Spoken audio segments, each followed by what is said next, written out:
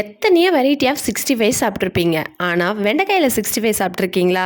கண்டிப்பாக சாப்பிட்ருக்க மாட்டீங்க. இந்த மாதிரி வெண்டைக்காய் 65 செஞ்சு சாப்பிட்டு பாருங்கள். டேஸ்ட்டில் சும்மா மெய் மறந்து போயிடுவீங்க. வாங்க இன்றைக்கி வெண்டைக்காயில் 65 எப்படி பண்ணுறதுன்றதை பார்க்கலாம்.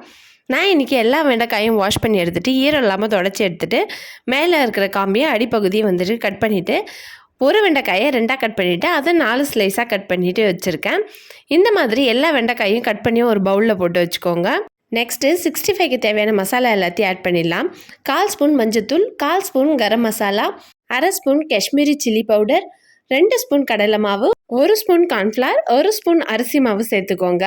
அடுத்ததாக ஒரு 1/2 ஸ்பூன் மட்டும் இஞ்சி பூண்டு பேஸ்ட் ஆட் பண்ணிக்கோங்க. இன்றைக்கி நான் 3 பச்சை மிளகாயை 2ஆக கீறி வச்சுருக்கேன்.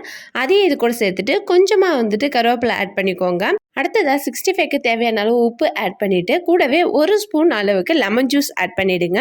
இந்த மசாலா எல்லாமே வெண்டைக்காயோட நல்லா மெர்ஜ் ஆகி வர்றதுக்காக லைட்டாக தண்ணி விட்டு பிசைஞ்சிட்டு ஒரு 1/2 hour இதை ஒரு மூடி போட்டு ஊற வச்சு ஓரமாக வச்சுருங்க. வெண்டைக்காயை நீங்கள் இந்த மாதிரி செஞ்சு கொடுக்கும்போது வெண்டைக்காய் பிடிக்கலன்னு சொல்கிறவங்க யாருமே உங்கள் வீட்டில் இருக்க மாட்டாங்க. எல்லாருக்கும் ரொம்ப பிடிக்கும். இப்போ ஒரு 1/2 hour ஆயிடுச்சு. இப்போது கடாயில் கொஞ்சமாக பொரிக்கிறதுக்கு தேவையான அளவு எண்ணெய் விட்டுக்கோங்க. எண்ணெய் நல்லா காஞ்சதும் நம்ம வச்சுருக்கிற வெண்டைக்காயை கொஞ்சமாக அதில் சேர்த்துட்டுங்க. வெண்டைக்காயை சேர்த்துட்டு உடனே வந்துட்டு கரண்டி வச்சு கலரி விடாதீங்க. மசாலா எல்லாம் கரண்டியிலே ஒட்டிக்கும். ஸோ 2 நிமிஷம் நல்லா ஃப்ரை ஆனதுக்கு அப்புறமா வந்துட்டு கலரி விடுங்க. வெண்டைக்காய் இந்த மாதிரி நல்லா கோல்டன் ஃப்ரையாக வர வரைக்கும் நல்லா ஃப்ரை பண்ணி எடுத்துக்கோங்க. அவ்வளோதான், நம்மளுடைய சூப்பரான வெண்டைக்காய் 65 ரெடி ஆகிடுச்சு. இந்த வெண்டைக்காய் 65 பார்த்திங்கன்னா சாம்பார் சாதம், ரச சாதம், தயிர் சாதம், வெரைட்டி ரைஸ்க்கு எல்லாருக்குமே பக்காவான சைட் டிஷ்ஷு.